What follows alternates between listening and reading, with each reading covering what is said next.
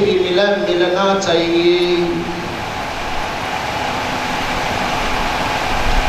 और ऊंट क्या कहता है, कहा तुम्हें मेरे को तो ऊंट कह दिया, परंतु यह जो जीव है ना, या तो मेरे ही समान है, कहा थोड़े से पैसे मिलते हैं तो मेरी तरह गर्दन ऊपर कर लेता है।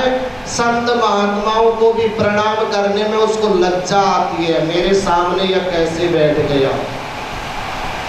यह जो सांसारिक कलिकाल का जीव है, अहंकार में डूब करके मेरी तरह गर्दन ऊपर करे रहता, तो मुझ में और इसमें क्या फर्क है।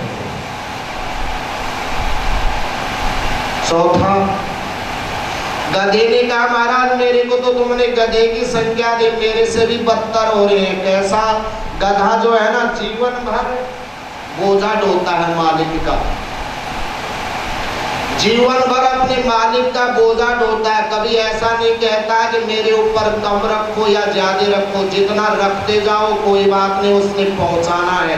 परंतु उसकी कभी इज्जत मान प्रतिष्ठा नहीं बनाई, कि कभी उसको इनाम नहीं दिया किसी ने कि गधे ने इतना बढ़िया कार्य करा है।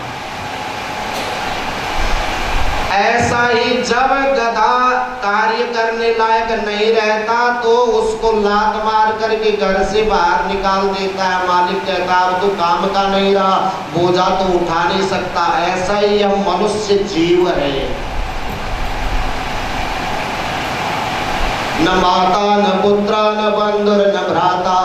मैंने नहीं, शंकराचार्य महाराज ने कहा था, यह संसार में कोई किसी का नहीं है। फिर भी यह जो जीव है ना, गधे की तरह अपने ऊपर भार को और चढ़ा दे है। माता पिता का भार था, इससे भी पूरा नहीं हुआ, पत्नी का भार डाल दिया। पत्नी का भार डाल करके कहा पुत्रों का पुत्री का भार डाल देगा। जब भार मरणासन्न अवस्था में पड़ा है, फिर भी कहा भाई अब तो तुझे भजन करना था। कहा भजन अभी नहीं करूंगा, जरा पोती की शादी हो जाए तब भजन करूंगा। या जीव तो गधे की तरह बोझा ढोते रहता, और जब शक्ति नहीं रहती ना कमाने खाने की, तो घर वाले क्या करते हैं, चल हट तेरा कोई काम नहीं है। या तो आजकल वृद्धाश्रम भी बना रहे, वहां भेज देते हैं दादों को जाकर के तीर्थ यात्रा में जा। मैत्रेय जी से मिलन हुआ विदुर महाराज का। देखिए विदुर महाराज से मैत्रेय जी से जब मिले, दोनों के आपस में राम रमाई हुई, तो विदुर महाराज कह रहे महाराज आप मुझे क्यों प्रणाम करते हैं, मैं तो दासी पुत्र हूँ और आप तो भगवान के परम भक्त हैं। आप तो भगवान के परम भक्त हैं। मैत्रेय जी ने कहा मैं सब कुछ जानता हूँ विदुर जी, आप दासी पुत्र नहीं, आप तो स्वयं यम धर्मराज हैं, जो श्राप के वशीभूत होकर इस लोक में प्राप्त हुए हैं। इतने सुंदर विदुर जी जब अलंकार आदि पहन करके विदुर जी निकलते थे ना, स्वयं अपनी छाया को देख करके उन्हें शर्म लगती थी। इतने सुंदर स्वरूप विदुर जी का था। विदुर किसको कहते हैं, जो दूसरे से द्रोह नहीं करके शास्त्रों में निरत रहता है। जब पांडवों की विजय हो गई थी और कौरव सारे समाप्त हो गए, एक बार विदुर जी प्रभास क्षेत्र से अपने घर आए, अपने भाई धृतराष्ट्र को क्या कहते हैं, कहा धन्य है तूने जीवन भर तो अंधापन लेकर के कुछ भी धर्म कर्म नहीं करा, अब जाकर के तू इन पुत्रों का मोह छोड़कर जिन भतीजों को तूने लाक्षागृह में डाल दिया, उनके यहाँ तो बोझ बन करके रह रहा है।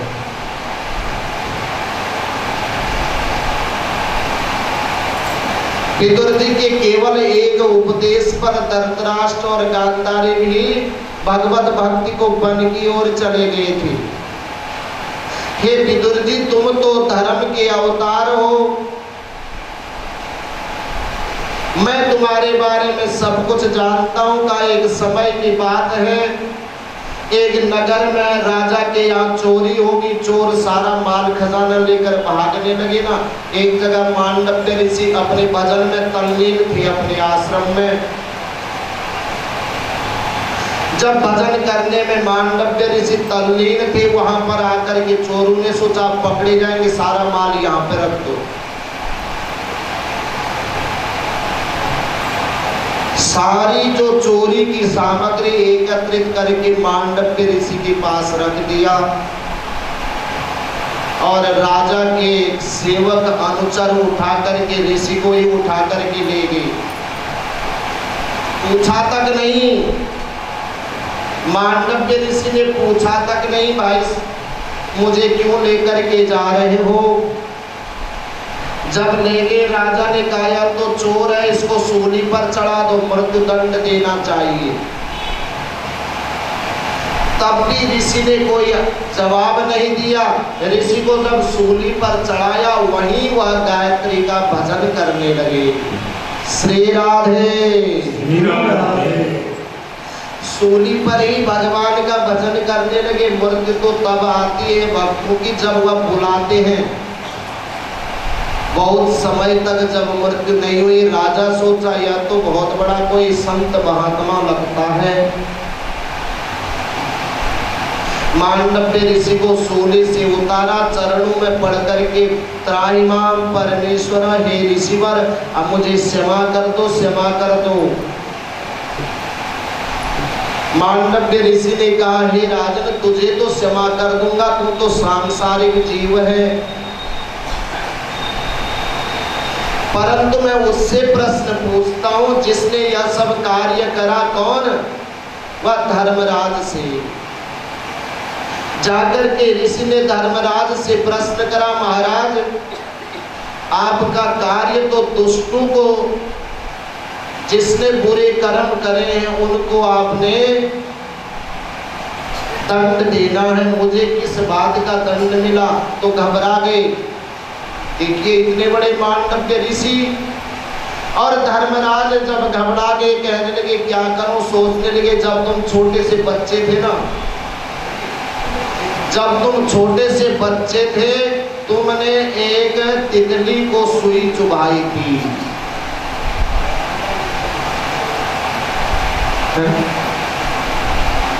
महाराज बच्चा तो अबोध बालक होता है, उसे यह नहीं पता कि क्या करना है क्या नहीं करना है। जब अबोध बालक अवस्था में मैंने ऐसा किया, तो तुमने ऐसे सपने में ही मुझे दंड दे देना था। ऐसे दंड क्यों दिया?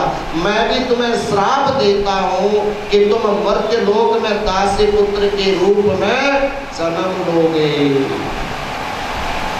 हे विदुर जी, वह मांडव्य ऋषि के श्राप के वशीभूत होकर के तुम्हारा यहाँ पर जन्म हुआ। अब आगे की कथा मैत्रेय जी बताते हैं। महाराज यह जो सृष्टि के बारे में तुम्हें बताता हूँ, या संसार में सृष्टि कैसे हुई। जब सारा संसार जलमय हो गया, केवल एक परम ब्रह्म परमात्मा की शक्ति स्वरूप इस संसार में रहा। भगवान ने सोचा कि अब इस संसार को कैसे बसाया जाए। इस संसार को बसाने के निमित्त कल्पना की, तो एक कमल के ऊपर भगवान ब्रह्मा का प्रादुर्भाव हुआ। कमल के ऊपर जब ब्रह्मा जी प्रकट हुए, ब्रह्मा जी प्रकट होकर देखने लगे चारों ओर जल ही जल है और इसमें भी कमल दल है। इस कमल दल के ऊपर मेरा जन्म कहां से हुआ? इस संसार में मेरा कौन हितैषी होगा? किसने मेरे को प्रकट किया? क्यों मैं प्रकट हुआ हूँ? यह सब मैं जानना चाहता हूँ। चारों तरफ नजर घुमा करके देखा तो ब्रह्मा जी के चार मुख हो गए। यथा चतुर्मुखो ब्रह्मा सर्वशास्त्र विशारदः। ब्रह्मा जी के चारों तरफ देखने से चार मुख हो गए। तभी से कहा यथा चतुर्मुखो ब्रह्मा सर्वशास्त्र विशारद। वही चतुर्मुख ब्रह्मा सभी शास्त्रों के वेदों के विशारद बने।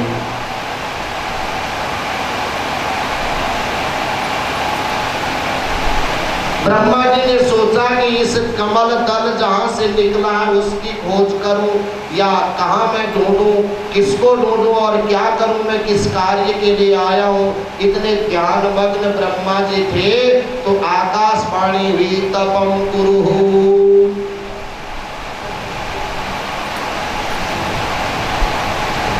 आकाशवाणी हुई, हे ब्रह्मा जी तुम तप करो।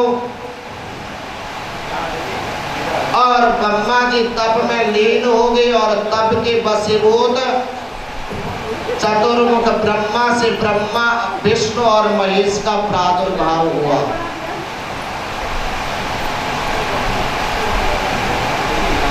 तीनों देवताओं का प्रादुर्भाव हुआ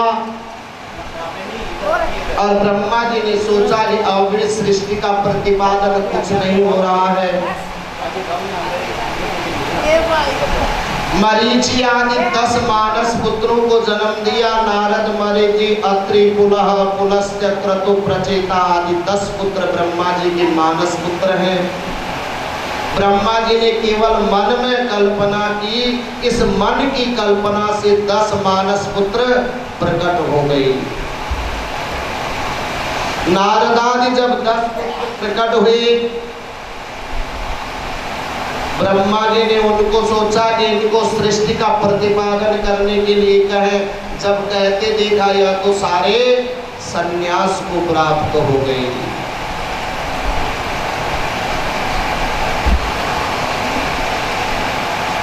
पुनः ध्यान करा कि इस संसार में तब तक सृष्टि विकसित नहीं हो सकती जब तक यह जो सांसारिक सृष्टि न हो, प्रकृति और पुरुष का सामंजस्य से ही जीव की उत्पत्ति हो सकती है।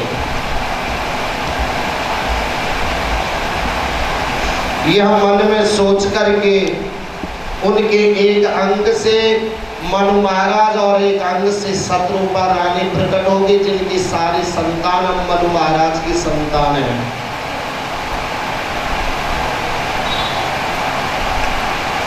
शत्रुपा और